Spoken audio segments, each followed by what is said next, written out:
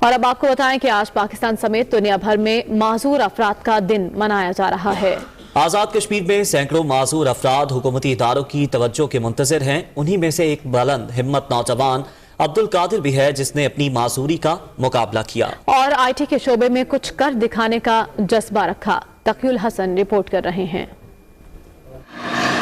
مظفر آباد کے نواحی علاقے بانڈی سما کا 25 سالہ عبدالقادر جو ٹانگوں کی پراسرار بیماری کا شکار ہو کر معذور ہو گیا تھا۔ بیماری کی وجہ سے عبدالقادر تعلیم تو جاری نہ رکھ سکا، لیکن اس نے 8 سال تک نہ صرف بیماری کا ڈٹ کر مقابلہ کیا، ساتھ ہی انفارمیشن ٹیکنالوجی میں بھی مہارت حاصل کی۔ 5 سال ویل چیئر پہ گزارے ہیں۔ میں نے خود کورسز کیے ہیں، آئی ٹی کے کورسز کیے ہیں، ویڈیو ایڈیٹنگ کرتا ہوں، فوٹو ایڈیٹنگ کرتا ہوں۔ اگر گورنمنٹ ہمیں آئی ٹی کے شعبے میں اگر ہماری ساتھ سپورٹ کر سکتی ہے تو ہم اس میں بہت زیادہ آگے نکل جا سکتے ہیں۔ ہم بستروں میں پڑے رہنے سے کچھ فائدہ نہیں ہمیں۔ عبدالقادر اب دیگر معذور افراد کے لیے بھی مثال بن چکا ہے۔ انہی میں سے ایک الطاف بھی ہے جس کا کہنا ہے کہ حکومتی اداروں کی معمولی توجہ سے یہ بھی معاشرے کا کارآمد شہری بن سکتا ہے۔ مزدوری وہ ہوتی ہے جو اپنے ہاتھ سے کوئی کام نہیں کر سکتا، کوئی اپنے ہاتھ سے بھی کام کرتا ہوں۔ صرف یہ ہے جو مجھے کوئی فن نہیں ہے، اس کام کچھ بھی نہیں ہے جو میں کر سکوں۔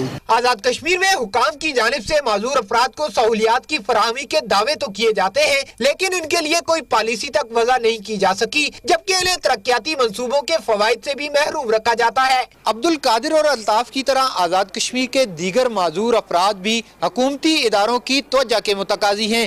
کیمرہ مین محمد نوید کے ساتھ تقی الحسن، دنیا نیوز، مظفر